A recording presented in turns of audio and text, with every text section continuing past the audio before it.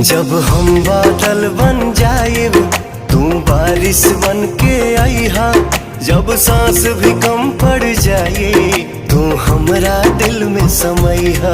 रिमझिम सावन की बूंदे तू हर मौसम बरसैहा। जब सांस भी कम पड़ जाए तू हमरा दिल में समईहा।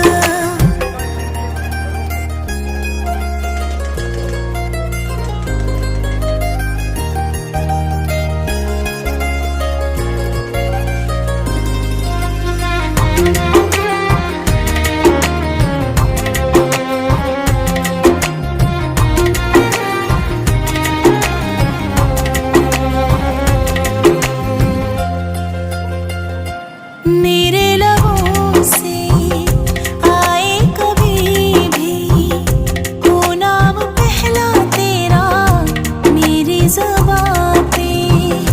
अखिया के काजल पागल करेला जानू हमर जाइला यही अदा पे।